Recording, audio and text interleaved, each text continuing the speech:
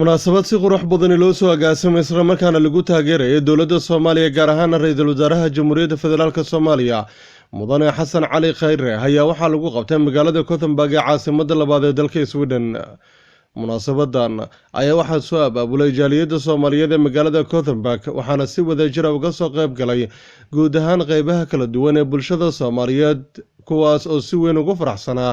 isla markaana diyaar u ahaa inay ka qayb qaataan taageerada iyo dib u dhiska dalka waxaana madaxda dowladda ay ugu duceeyeen inuu Ilaahay u fududeeyo shaqooyinka qaranka ee u hayaan. xubnihii mas-uuliyiintii kala duwanaa ee munaasabadan ka hadlay ayaa waxa ay sheegeen in lagama maarmaan ay tahay taageerada dowladda cusub ee Soomaaliya. dowlad xoog leh oo ka tarjumaysa iyada diilada iyo riyooyinka dadweynaha Soomaaliyeed iyo waliba ma aha kaliya Soomaaliya beesha caalamka waxay naga filanayso muslimiintu waxay naga filanayaan Afrika wax weyn bay naga filanaysaa hambaliyooyinka dhacaya xafladaha la maamuusayo shanta qaarooda caalamka waxay run ahaantii muujinaysaa in shacabka Soomaaliyeed dadka Soomaaliyeed meel kasta ay joogaan inay u riyaaqeen doonayaan hoggaan wanaagsan oo suuban weynaheeni Soomaaliya maxamed cabdullaahi farmaajo iyo ra'iisul wasaaraheeni xasan cali khayre inaan u dabaaldegno xukuumadda waxaan leenahay maadaama dumarka hiil iyo hoo guda iyo dibadda iyo gudahaba ay mar walba u garab taagan yihiin dawlad kastoo timaada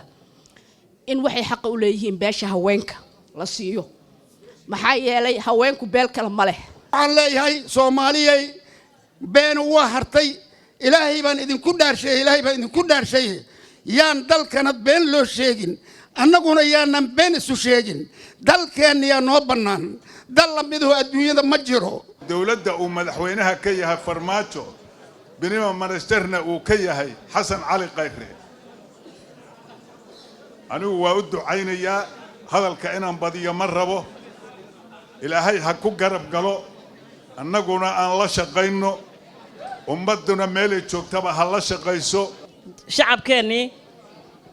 waddankiyo dhinac walba dhibaatadiisu iska jirto ma waan noogala baahnay inaan balaan la nimaadno oo aan ku caawinayno sidaan isugu imaanaynaa sidaan ku kala tagaynaa waa taageere aad iyo aad aan ugu faraxsanahay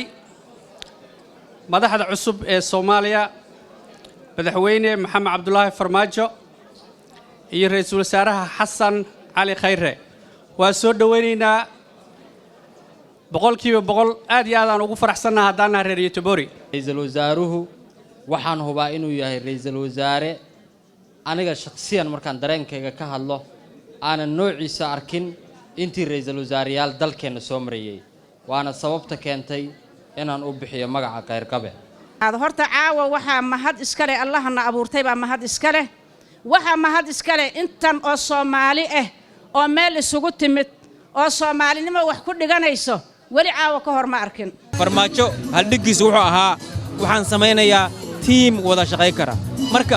teamkiisi ninkii hoggaamin lahaa uu doortay haddana waxaan ka rajaynaynaa team la shaqeeya inay wada doortaan